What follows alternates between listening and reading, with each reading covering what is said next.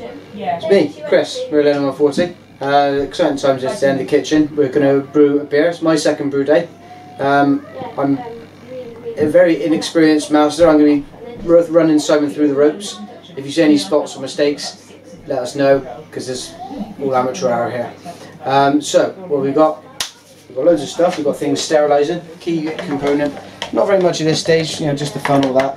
We'll get some steriliser into the carboy as well, give that a good 15 minutes.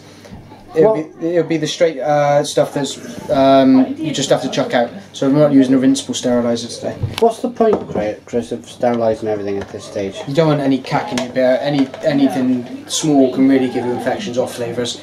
You want to avoid that. Okay. Ingredients. So we've got our power malt. This is going to be the base malt, the Marisotta. Then we're going to use 2 adjuncts. The adjuncts being the smaller amounts that you give it to a bit of flavour, a bit of colour. Chocolate malt is the first, and this is some dark crystal. So we're going to use varying amounts of these, but this will be the bulk of it. I'm not going to give you the exact amounts, clearly, because you might steal my recipe. Yeah. Okay. Hops. We've got 2 old English varieties of hop. Then we've got Bramling Cross, and we've got Bullion. I wanted to make an English kind of darkish beer, an ale. I don't know exactly how this is going to turn out. I've not made it before. These are the things I've selected. I'm going with a recipe vaguely based around a recipe that I've made before. There's no that I've made before, that other people have made before. It might turn out right, it might not. Let's find out. The good thing about brewing beer as well is that we're both here, we're both very inexperienced with this, and we can both kind of just have a beer while we're doing it. Yeah, absolutely. And I've got a nice all-day IPA. All-day IPA. You don't want to get smashed while you're having it. And I'm going to drink probably something from this range, Old Perculier or IPA there. This is going to be kitchen top brewing, so... Yes, that was my next question. What's this? It's a big pan. And this is my other big pan. Right. These are the 2 things. We've got a great big sieve. We've got 2 pans, some grains, some hops. Couldn't be simpler, really. 2 of the key ingredients, we're going to touch on them. We've got 2 lots of hops. I'm going to use some for bitter and some I'm going to add in through the boil and try and get not as well as bitterness, get a bit more aroma in there. I've got my idea of what I want to use for that. It's the Bramling Cross, I think. That kind of blackcurranty kind of flavours, from what I've been told. Blackberry, sorry, not blackcurrant. But it's very boring, in a sense. It's like cooking. What you're going to do, get your malts open. And so this one. So this is your Marisotta. This is a very standard thing. You'll see this in all kinds of beers. And I'm just going to...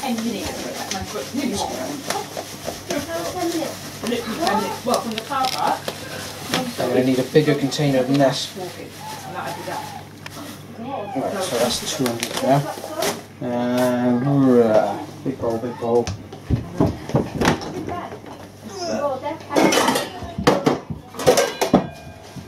we go. It's a lot like cooking, Chris, at this stage. Massively like cooking, yeah. Pop that on there. Oh, okay. Now there's stuff all in my kitchen, never mind. So that's 450. You brewed once before. 650, bear mate. Just counting. Still got the numbers in here. Yeah, we brewed once before. You brewed once before. Is it, a lot of people say it's a bug. Have you got the brewing bug? Not properly yet. I've been a bit busy with other stuff. Yeah. It is a fun process, and I love cooking. Yeah, I've had some of your curries. They've been mesmerising. So I can imagine, give it a few times brewing. Your first beer was great. Yeah. I reckon you'll be able to dump that cooking book away soon, and you'll be able to just do this off the back of your. Which is when the invention starts from you. This is when you'll be very inventive. Well, this is it. You want to start fiddling around, and eventually, exactly. These things, this malt will last maybe a year in the cupboard. You want to have a smell of this chopped up malt? Yeah, let's get in there. That's strong. I can understand what you were saying earlier about if you were to just brew with that beer with that malt, it would be way too much. It's going to be stinking. It's a very big, really overpowering. Where's my scissors gone? So, yeah. So 3 ounce. there's no real science to what I've done. I've made a judgment as to what I might like. Next time I do it, I'll make another judgment, and by a process of elimination, you'll work out what it is you actually do and don't like. Yeah, yeah. Oh, that smells great. What does that smell of? Chocolate cereal, like one of them bars, and chocolate kind of. Do you remember Wheatos? Yeah, remember that? yeah, like a Wheatos. But look at that. I want to talk about. Do you mind me getting my hands in here? Get it in there, I'm getting my hands in here now. I want to talk about when people say beer's not good for you. Look at this. How can you not say beer's not good for you when you can look at all these grains here? It's a natural process. It's been brewed for 1,000 years. For me, energy drinks are not good for you. No. This is much better for you than the monster drink. Yeah, that's going to be great. So, back in a sec for the hops. So, these are the Bramlin Cross hops. They're freeze dried. They get delivered this way. Oh crap, I don't want to take the label off because I wouldn't know what they are. Let's see if I can get into them now. Now, I've not used these before, and I've not come across them in a beer, although I did have a chat with a brewer a couple of weeks back up at Ludlow. Wow, I thought they were pellets. These are actually whole hops. Oh, wow, look at this. So, whole cone. Oh wow. My goodness me, I can smell it from... Oh, I can smell that from here. Let me get my nose in. Yeah.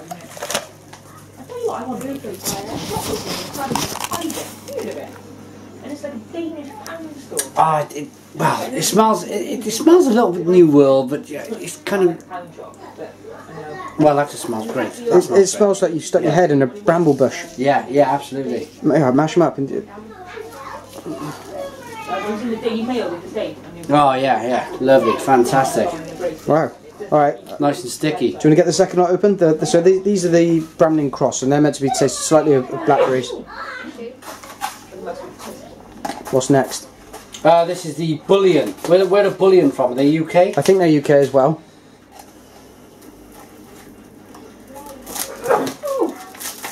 Oh, again, look at that. Whole hops again. Whole hops, look at that. Lovely and freeze dried. So these will go back in the freezer once I'm done with them. Right, okay. And they should last a while. Oh, that smells great. How does that smell? Spicy. Oh, I get my nose. Fruity, spicy, citrusy. Slightly lemony. Yeah. Wow. Amazing. Amazing stuff. What I'm going to do then, I'm going to need a piece of kit. And that piece of kit is this. Ah, right. What's this for? This is my spice ball that I use for cooking. Right, okay. So if you can pop that in the sanitizer down there, we'll give that a few minutes to sanitize, and then we'll prepare our hops and the quantities we want to be ready to go. Yeah, absolutely. Cheers. Right. And then it would. Hello again. Right, another key ingredient in beer, water. Now, I'm only doing a 1 gallon batch, so it's not big. It's for me to play with. It's a little bit of experimentation. Handily, the American gallon works out about the same as one of these big things that you can get from the supermarket. It's already sterilised. All I've got to do is bung it in a pan. So, pop it open, and my massive pan, in it goes.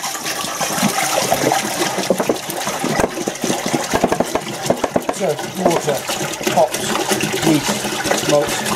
All good ingredients. Doesn't need anything else. Yeah. I'm going to get this now boiled up to about 170 degrees. Okay. And then I'm going to deposit this in there. And the 170 degrees, that's for flavour, is it? Well, you get it up to 170. At that point, it's going to start extracting, when you bung that in there, we'll leave that in there for an hour or so. That's your mash then you created. And that will extract all of the sugar that's in here. Right. And that sugar is what's going to react with your yeast later on. Okay. To make that lovely, lovely alcohol that we all love. Right. Okie dokie. Right, so here comes the science, as Dev Junimo might say. Yeah, science! Yeah, science, bitch. Right, we're trying to get up to 77 centigrade. Very nearly there. Once you do that, I'm going to pop all this lovely looking grain into the pan. It's going to take a second, it's going to take a second to acclimatise, and then we want to get it back down to about 72 degrees, and we want to keep that at constant temperature, so that's 160-ish Fahrenheit, at constant temperature for the next hour. So that's where the fun comes in. Got me long thermometer. It's going to be a bit of a long journey from here on in, but where are we now? Come on! That's 76. Alright, that's 78. Just trying to heat that ever so slightly and take that out. And then it goes. And what this is going to make is a lovely porridgey mess. Give it a quick stir, get it going. That temperature will drop because I've put something colder in there, obviously. And look at that coming off already. Have a smell. Have a smell. Smell it from here. How good is that? Ah, it smells like what you can see is the drop. It's dropped down to 60. It's dropped down to 68, 70, 72, and we want to get the lid on. Where's the lid gone? There it is. And just try and maintain it at that temperature. So thermometer out the side, and then we're just adjusting the cooking. Yeah. Look at the gas. Oh, wrong one. Just want to get it to the right temperature. That temperature continues to drop. So I'll put the heat on a second, get it back up to the right place, and then slowly adjust. Yeah. Make sure it's in the right, exactly right area. And this will look very much like, the porridge you might make for your breakfast. So what I'll do now is I've got it back to the temperature I want. I'm going to knock that heat off. And now every 10 minutes I'm going to come back, bung my thermometer in now, see where it is. Hopefully it'll be around the right temperature. If not, I'll bung the heat back up. Yeah. And if it is in the right place, I'll leave it alone. Right, so we've kept the mash at a constant temperature using my big thermometer. Around about, well, probably 72, 74 for some of the time if I'm telling the truth. So just checking it now at various points. Mash is probably, oh, and the beeper's gone. So that's the hour mark. Give that a twist. Yeah, okay, it's all good. So what we're going to do now is we're going to pour what's in here into here, right, through the strainer. So I get the big lid off. And this is one of the key points of making a massive mess in your kitchen. So I'm going to move the action to over here by the sink. And this is where preparation comes in. Unfortunately, we've got a very small kitchen to work in. So I'm just going to move for dinner later over here. And I want to put a little point in here. You might notice that me and Chris, since we've been brewing, we've got a little bit slurry, we've got a bit kind of funny, and it's all the fun of brewing. We've been standing here having a couple of beers, yeah, and brewing. It's what's in it. And you can. It's part of brewing. There's nothing wrong with that. Yeah, yeah, we're not out of control. No. We just had a little sip. It's just a bit of fun. A Barry Island IPA. One of your own creations, that. Yeah. Yeah. So, now, this mash, the mash here, which you can see in there, probably a little bit watery at the moment, but it's going to reduce down on the boil, so you'll see that after. What we're going to do is pour that into here, and then recycle it a couple of times. Oh, Christ!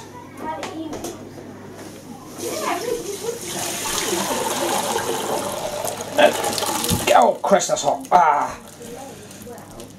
And get that mash. Look at that. Oh! Wow, look at that massive porridgey, sludgy mess, isn't it great? Oh. So we've got that, what's left in the bottom. And a big steaming pile of stuff. Which you could probably get a mash or squeeze all of this kind of... Well, I'm just going to give it a quick whiff over with a spoon like that. And then what I'm going to do, what I'm going to do is recycle it. So I'm not going to squeeze it, I don't want to get any bitter flavours out of there. I'm going to get the big pan back and pop the... You want to see what I've got here? There we are, look. This is the wort. There's your wort draining off. Yeah, so whilst that's draining off like that, I'm going to pop that over here onto the big pan. And this is why you do need two big pans. Because this wort is going back over. Hold on, mate.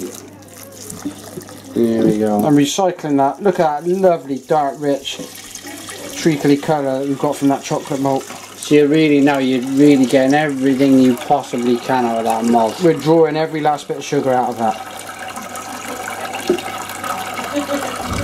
Oh. And it smells. I know you can't smell this on YouTube, but it smells terrific, doesn't it? It smells terrific, it looks terrific. How anybody says beer's unhealthy. Well, what amazes me, Chris, is sometimes people will opt for a Coke or something over a beer. It's not healthy. It's full of sugar, and I mean more than this. This is natural sugar, what we have here. When people opt for a Coke over beer, it amazes me every time. Well, it makes you want to shoot them in the face, doesn't it? Yeah, absolutely. So that's going to go over there, and I'm going to want it to end up in the big pan. So let's get this back over there again, over the small pan, big pan, pour it into a little pan, and actually this way I get to drop some of the grain that's in the big pan back out. Makes you want to drink it. It's got a strange kind of, my goodness me, I want to drink that and eat that. You can see I was expanding that grain, can't you? It's drawing everything out of it. So that's all going to drip out of there. There you go. I am going to scrap out the last of the bits. So, bear with me a second. And this is just less stuff that's going to end up in the boil then. So fewer bits to get down afterwards. Right, so the last recycle. We're going to lose bits of liquid in between these two pans, unless you've got two massive pans. You know, and a big pan like this is only going to cost you 20 quid, you know, TK Maxx I recommend. Get this over there, and once this has gone over, we've got to drain that last of that sugar out. We don't want to recycle too many times, we don't want to go nuts. It's almost starting to look a little bit treacly. And this is the first time I've brewed with the chocolate malt, so it's pleasing to see that dark colour come out. Very pleasing to see. It looks, well, it looks great, doesn't it? And I mean, this is the second time you've brewed. I always had a funny feeling you'd be a natural brewer by the way you cooked some great food. Let's see how it comes out. We're going to give that a few minutes just to drain through. Don't want to push it, don't want to make it too hard. And then we're going to be into the boil section. So come back there. Right, here we are. We're going to get this now, this lovely wort that we've collected from the grain over here. Look at that, that's just dripping into a bowl now, just the very last remnants.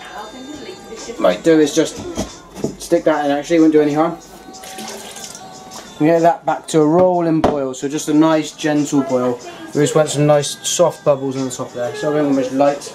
And what we're going to start doing then is getting these hops into the mix. Now, there's no precise method for doing this. These are the hops. No precise method for doing this. What I'm going to do is I'm going to add about a quarter of these every 15 minutes or so. I probably won't use exactly all of these. You know, expecting hop pellets, you know, you want to use fewer of the, you know, fresh hops than you would pellets. So we've done a conversion chart thing. These are going to go into the boil when it's nicely softly boiling, and that's it really. You know, they'll be dropped in, and we'll use these for bittering. So the more it goes in at the beginning for bittering, the better. And then these towards the end. This is the bouillon. This is the Bramling Cross bouillon. Bramling Cross. So basically now it's just waiting for that soft boil, and in go the hops. See us in a minute. So, quick shot here. Not very much action going on, but we're going to have the first handful of hops. This is the important action. Hops! Everyone loves hops. Let's get these bad boys in there. There we go. Anybody want to correct me on usage? We're not going to be able to use the spicy ball. We're in too much of a thing. So that's a little handful of Bramling Cross hops gone in there. And that's going to go on a rolling boil with that thing. We're going to add them every 15 minutes now for the next 3 hits. And then we're going to bung in some bouillon right at the end, just for a little bit of aroma and stuff. So, but these will now roll in. Nice little boil. Lid goes on, ish. Hello, right. Important stage again. We're right at the end of the boil. Well, Perfect. Couldn't have timed it better. So that's going to come off the boil now. Just a nice gentle rolling boil on that homebrew there. You might want to have a look at the colour. So that's had hops put in all the way through. Different hops, different times. I'm not going to give you the quantities, you can make that up yourself. But the most important thing we're going to do now is the cold crash. You've got to get the temperature of this down quick as you can, to avoid infections and any kind of nonsense. The quicker you do it. I think I've got away with it relatively quickly. You might want to copy this. It helps if you've got a round sink. But here we go. So what I've got here is a bit of muslin cloth. You can use a tea towel, whatever you want. Basically, what you want to do is slow the rate of drain from your kitchen sink. So I'm going to pop that in there, like that. Just shove that in there. Alright, so next, I've got a big bag of ice. It's cost me £1. There we go. 2 kilos of ice. I've got another 2 on reserve. And this then, my big pan, is going into the sink. So I just move the tap out of the way so I don't actually drip any horrible water in there. Move that tea towel thing out of the way. That's going in the sink. And I've got to drop the temperature of this down to about 21 degrees. So it's not very high. It's up about 70 at the moment. Let's get some ice down around the sides.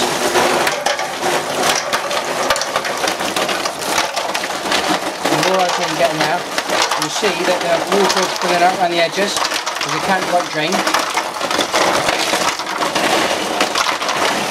And we're getting into a nice ice bath. This is going to drain off very, very slowly. Whoop. That'll knock down in a second. But the more ice I can get in here, the better, because the quicker I can get it down to room temperature, the quicker I can get it into its carboy, and the quicker we will start to have beer. So, what I need now is my trusty thermometer, which is just over here. Comes straight out of its sterilising stuff again, and I will be taking measurements between here and the end of time, or hopefully within the next 10 minutes or so. Yeah, so currently at about 80 degrees. I want to get it down to about 21. So it won't take long. I'm going to get another bag of ice in there now, and see how quickly we can get it down. What I'd like to do, ideally, is just put a gentle run on the cold tap. So you've got nice cold water circulating through, it's all draining down, that ice is melting, and that temperature on this thermometer, so it's already dropped to 73, 72, 71 ish. Oh no, I just taken it out of the thing. There we go. But it will drop, I'm going to get some more ice in there now, bear with me. Just pop that on the side, shouldn't drop in.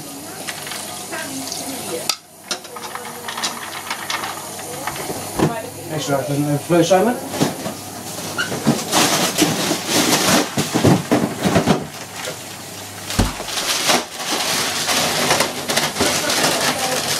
It looks like a very expensive process, but when you boil it all down, it's still, well, even though you're buying bags of ice, it still works out 10p a pack. You can make your own ice if you work with days with me. I don't have the room in the freezer to keep it. No, I think this is the way to do it, to be honest. I think, even though my argument is, even though you're buying all of these products, ingredients and everything else, it still works out cheaper than £1 a pint at the end of the day. The end of the process, yeah, a lot cheaper than it's still cheaper than buying beer in a bottle. I think the real joy is to make sure that you've made something yourself, and you've become a craftsman. And I'm not an artisan. I know you're a craftsman, but I'm not. I don't have the joy of making many things in my life. But I can do this. I can do this in my own kitchen, and that's where the joy comes in. So just pop that around, get a nice ice bath all around the edge of it, run that about, and then get a load of that temperature. Oh crap! Just one on the edge out, it won't kill it. See how that's doing.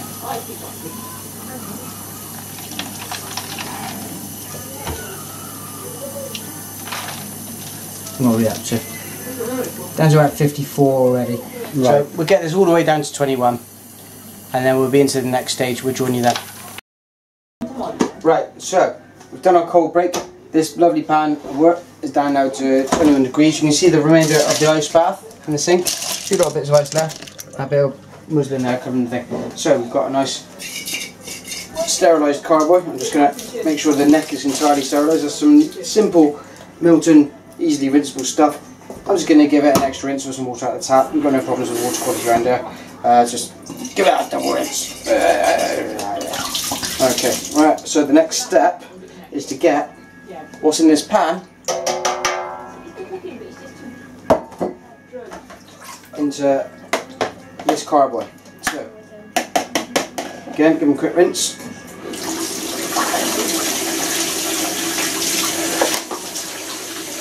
Do that, run that through there. Sieve, carboy sieve. What do you want to call it? I can't remember what it's called. Right, now, let's have a look. I'm not going to pop it up on the stand a minute, mate. You might have to hold this sieve for me. That's it, whip them around there. So this is all going in the carboy now. Oh Christ. So the sieve's here to stop the sludge from the hops.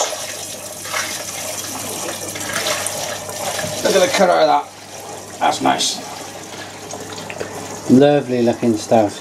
Look at that. That looks like older Perculier.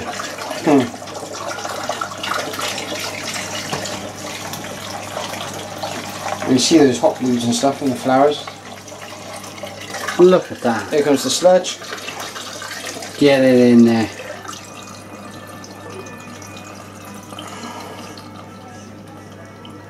Oh, look at that. Look at that. If that's not beer, or if that's not words, then shoot me. Yes. Yeah. Okay, so next step. Whip this back out. That comes out of there, that goes in there. My son leaves the kitchen immediately. There he goes. And we need our yeast. Now we've measured a portion of yeast here. We have tiny, you normally get tiny little sachets, this is what it looks like. Don't know if you can focus in on that. Yeah? So that just pops in there. We get that in the carboy. So this is 2 ounces for a 1 gallon batch. And what I'm going to do, I'm just going to pop a little bit of extra water in there, just to top it off. And whilst it's still nice and room temperature warm, about 21 degrees, I'm going to get my hand over. My hand's been sterilised to death today, so I'm going to get my hand over that, and I'm going to seal it, and I'm going to give it a good old shake. Oh. Get that yeast all shaken around, get it activated, and then we're into getting this lid on. Screw that bad boy on. Nice length of tube there, drain that, and I'll quickly swirl this through with some clean water, only because I'm a bit of a fuss pot. There we go. Swirl, swirl, swirl, swirl, swirl. Drop down your git. There we go. Run that all through. And this goes into here. Into the top. So when the yeast activates now, all the gas that comes from that yeast is going to flow out through that pipe. So this is an overflow pipe. There'll be an overflow valve going on there in a couple of days' time. In the meantime, I need the sieve that I had earlier, not the sieve, the jug I had earlier. It's just gone, where's that gone? Is that around there somewhere? That's a spam. That's spam. Oh, it's got bloody hops in it. Okay, let's pour those out there. Give this a quick rinse.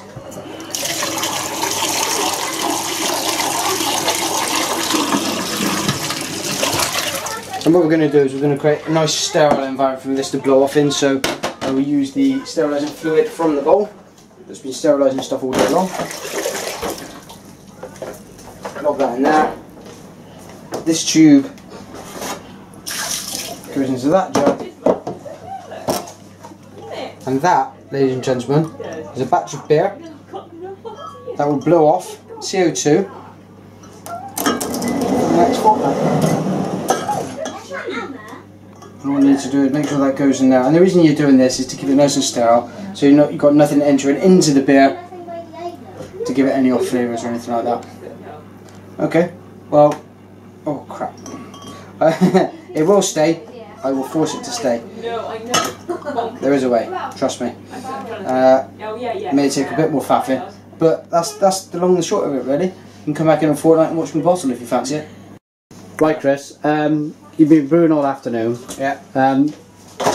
Feelings, how did they go? It's always a little bit more stressful than you might think. It's alright though. I'm going to pop one of my children's tops on this in a second. It should start bubbling overnight. If it doesn't, I shall cry. In the meantime, I have an awful lot of tidy up to do. Otherwise, the wife is going to have the right ump. That's the name of the game though. If you're going to make beer in your house, the wife's going to get the ump. Alright, well, stay safe. Make beer wherever you are. And enjoy. Oh, please don't put that in the week.